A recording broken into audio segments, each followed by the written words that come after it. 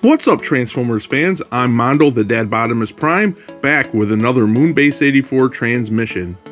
For today's video, I have a question. Who runs Cyberworld in Transformers Cyberworld? Throughout the episodes we have so far, we get little breadcrumbs here and there of how Cyberworld may function, like the underground tunnels that Wheeljack discovered.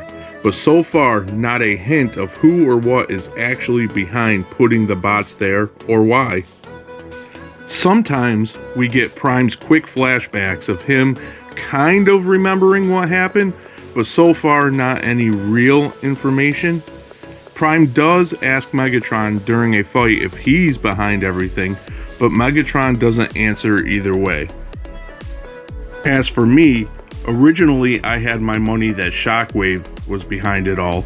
To me, that makes sense. Shockwave has the technological savvy to create a place like Cyberworld. Also, Starscream's drones look like floating Shockwave heads, leading me to think that was a little hint towards Shockwave indeed being the one who's behind Cyberworld. However, I don't think that's the case due to Shockwave's Cyberworld toy being revealed. That likely means that we'll see him trapped on Cyberworld as well in Season 2. That led me to speculate other possible candidates for who the show's big bad could be. Now, I hope I'm wrong about this first possibility I'm going to bring up because we need a break from this guy for a while. I'm talking about none other than Unicron. I could actually see Unicron actually being Cyberworld, and with Galvatron also being on Cyberworld, I could see this being a thing. Maybe Galvatron was imprisoned for trying to overthrow his master. Just a thought, but I'm really hoping this is not the case. Unicron has got to take a backseat for a while, as I said. He's so overused, he's getting as boring as Prime dying all the time.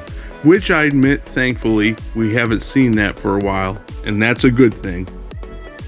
So, if not Unicron, then maybe the Quintessons are behind it all. To me, this would be much better than Unicron. The Quints always have a bone to pick with the Cybertronians in some form or another, so it makes sense if they created Cyberworld to imprison heavy hitters like Prime and Megatron, leaving Cybertron as well as the Autobots and Decepticons without their leaders.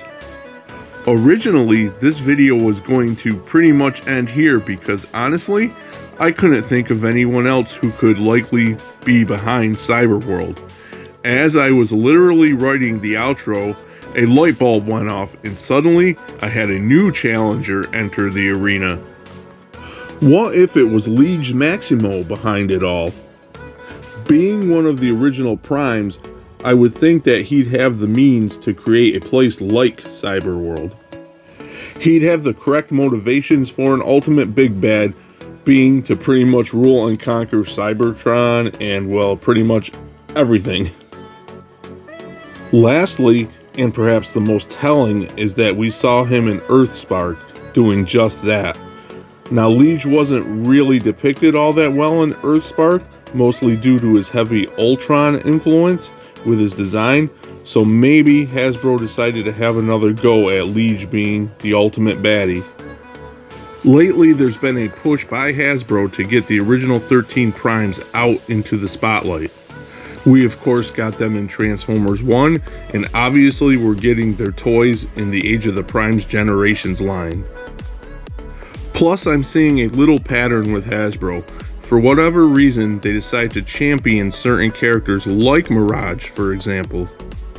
We see him replacing Bumblebee as like the main Autobot in Rise of the Beast. And he's been in pretty much everything since, including Cyberworld. Could Liege Maximo's appearance in Earthspark be Hasbro's start of pushing Liege? I guess, in wrestling terms, that would be called getting him over, which fits for sure. That's not me complaining. I think it's actually a good thing for Hasbro to use different characters. There's so many characters in Transformers, and for Hasbro to keep rolling out the same characters with every new show or movie gets kind of boring.